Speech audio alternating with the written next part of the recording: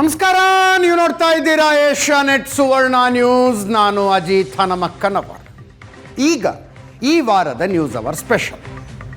News hour ಸ್ಪೆಷಲ್ನಲ್ಲಿ news person of the week ಇರ್ತಾರೆ, ಅಥವಾ news subject of the week ಬಗ್ಗೆ ಮಾತನಾಡುವುದಕ್ಕೆ ಒಬ್ಬ ಅತಿಥಿ ನಮ್ಮ ಜೊತೆಗಿರ್ತಾರೆ.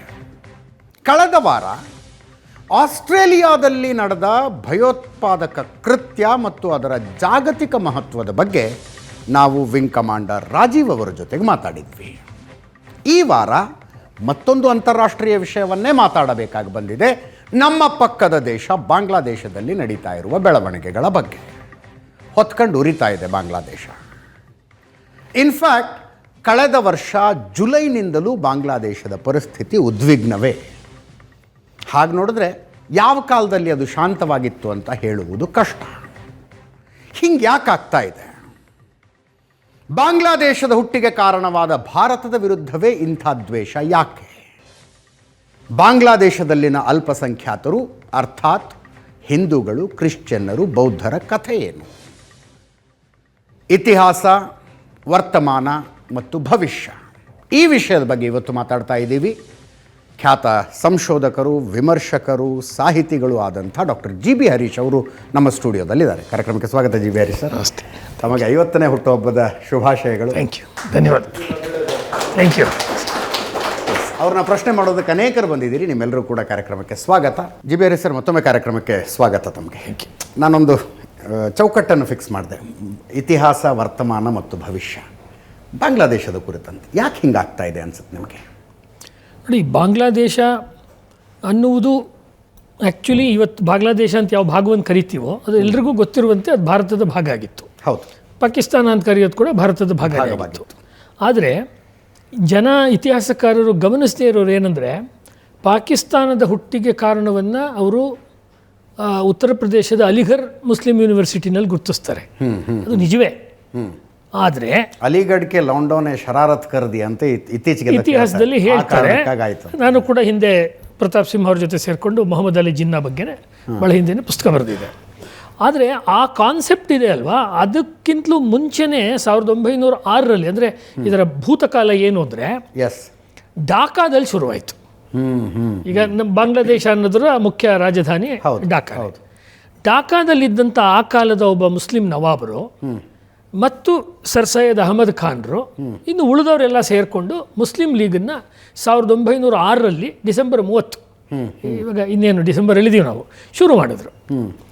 ಅಂದರೆ ಈ ಪ್ರತ್ಯೇಕತಾವಾದದ ಮೂಲ ಅಂದರೆ ಆಗಾದೊಂದು ಪ್ರತ್ಯೇಕತಾವಾದ ಅನ್ನೋಕ್ಕಿಂತ ಬ್ರಿಟಿಷ್ ಇಂಡಿಯಾದಲ್ಲಿ ಮುಸಲ್ಮಾನರ ರಾಜಕೀಯ ಹಕ್ಕುಗಳಿಗೆ ಒಂದು ರಕ್ಷಣೆ ಒದಗಬೇಕು ಅನ್ನುವ ರೀತಿಯಲ್ಲಿ ಶುರುವಾಯಿತು. ಯಾಕೆಂದರೆ ಅಷ್ಟೊತ್ತಿಗಾಗಲೇ ಇಂಡಿಯನ್ ನ್ಯಾಷನಲ್ ಕಾಂಗ್ರೆಸ್ ಇತ್ತು, ಆದರೂ ಇವ್ರಿಗೆ ಅದ್ರ ಮೇಲೆ ನಂಬಿಕೆ ಬಂದಿರಲಿಲ್ಲ. ಸಾಕಷ್ಟು ಜನ ಮುಸ್ಲಿಮರಿಗೆ ಬಂದಿತ್ತು, ಸಾಕಷ್ಟು ಜನಕ್ಕೆ ಬಂದಿರಲಿಲ್ಲ. ಯಾರು ಬಂದಿರಲಿಲ್ವೋ, ಅಂದರೆ ಆರಂಭದ ಉದ್ದೇಶ ಮುಸ್ಲಿಮರಿಗಾಗಿ ಮೀಸಲು ಕ್ಷೇತ್ರಗಳನ್ನು ಒಂದು ರಾಜಕೀಯವಾದ ಒಂದು ಐಡೆಂಟಿಟಿ, ನಮ್ದೊಂದು ಸೇ ಅಂತೀವಲ್ಲ ಪಾರ್ಲಿಮೆಂಟಲ್ಲಿ, ನಮ್ಗೆ ಆ ಕಾರಣಕ್ಕೋಸ್ಕರ ಅದು ಶುರುವಾಯಿತು. ಇದಕ್ಕೆ ಭಾಳ ಮುಖ್ಯವಾಗಿರೋ ಕಾರಣ ಏನು ಅಂತ ಹೇಳಿದ್ರೆ, ಈ ಒಂದು ರೀತಿಯ ಮುಸ್ಲಿಂ ಸ್ಟೇಟನ್ನು ಮಾಡಬೇಕು ಅಂತ. ಯಾತಕ್ಕೆ ಅಂತ ಹೇಳಿದ್ರೆ, ಬ್ರಿಟಿಷ್ನವ್ರು ಮಾಡಿದ್ದು, ನೀವೇನೇ ಸೆಕ್ಯುಲರ್ ಸ್ಟೇಟ್ ಅಂತ ಕರೆದ್ರೂ ಮುಸಲ್ಮಾನ ಚಿಂತಕರ ದೃಷ್ಟಿಯಿಂದ ನಾನು ಅಧ್ಯಯನ ಮಾಡಿದಂತೆ ಅದೊಂದು ಇಸ್ಲಾಮಿಕ್ ಸ್ಟೇಟ್ಗೆ ವಿರುದ್ಧವಾಗಿರುವಂಥ ಒಂದು ಕ್ರಿಶ್ಚಿಯನ್ ಸ್ಟೇಟ್. ಓಕೆ, ಇದನ್ನು ತುಂಬ ಜನ ಅರ್ಥ ಮಾಡ್ಕೊಳ್ಳಲ್ಲ. ತುಂಬ ಜನ ಮಾತನಾಡುವಾಗ ಈ ಸಬ್ಜೆಕ್ಟನ್ನು, ಪಾಕಿಸ್ತಾನ ಆಗಲಿ, ಬಾಂಗ್ಲಾ ಆಗಲಿ, ಹಿಂದೂ ಮುಸ್ಲಿಂ ಆಗಲಿ, ಅಥವಾ ಈ ಥರದ ಜಾಗತಿಕ ಸಂಗತಿನ ಎರಡು ಘಟಕಗಳನ್ನು ಇಟ್ಕೊಂಡು ಮಾತಾಡ್ತಾರೆ. ಹಿಂದೂ ಮುಸ್ಲಿಂ, ಭಾರತ ಪಾಕಿಸ್ತಾನ್, ಭಾರತ ಬಾಂಗ್ಲಾ. ಇಲ್ಲಿ ಇನ್ನೊಂದು ಪ್ಲೇಯರ್ ಇದೆ.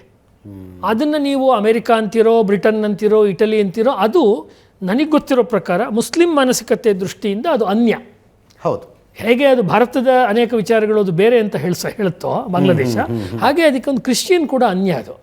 ಹಾಗಾಗಿ ಇದನ್ನು ತುಂಬ ಜನ ಅರ್ಥ, ಅಂದರೆ ಇದು ಟ್ರಯಾಂಗ್ಯುಲರ್, ಇದನ್ನು ಎರಡಾಗಿ ತಗೋಬಾರ್ದು, ಮೂರಾಗಿ ತಗೋಬೇಕು. ಇದನ್ನು ತಗೊಂಡಾಗ ಏನಾಗುತ್ತೆ, ಇವರಿಬ್ಬರ ನಡುವಿನ ಜಗಳ ಹಚ್ಚಿಕೊಟ್ಟು ಅದನ್ನು ಕಂಟ್ರೋಲ್ ಮಾಡುವ ಪವರು 1906ರಲ್ಲೋ 25ರಲ್ಲೋ 47ರಲ್ಲೋ ಬ್ರಿಟಿಷ್ ಆಗಿರುತ್ತೆ.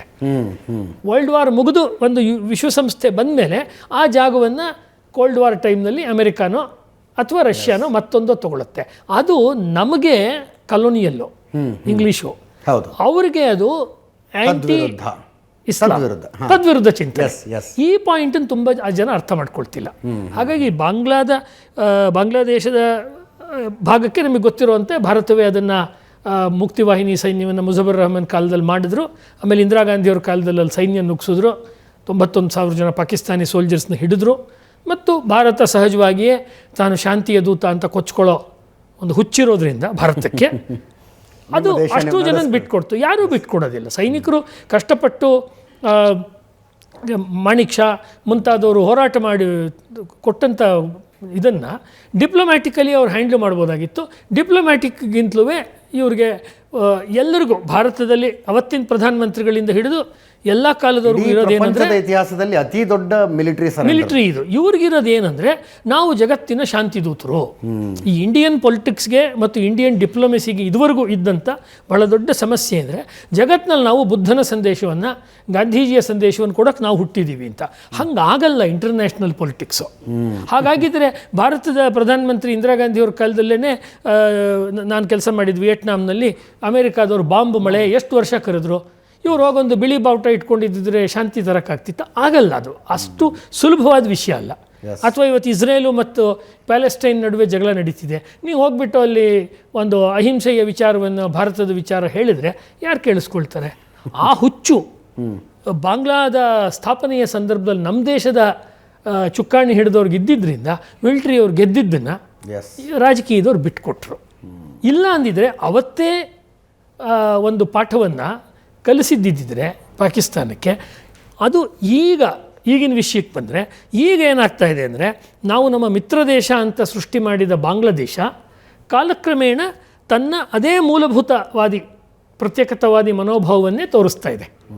ಅಂದರೆ ಹೀಗೆ ಬಿಟ್ಟರೆ ಅದು ಇನ್ನೊಂದು ಪಾಕಿಸ್ತಾನ ಆಗೋದ್ರಲ್ಲಿ ಈಗಾಗಲೇ ಆಗ್ಬಿಟ್ಟಿದೆ. ಅದು ಯಾವ ಅನುಮಾನವೂ ಇಲ್ಲ.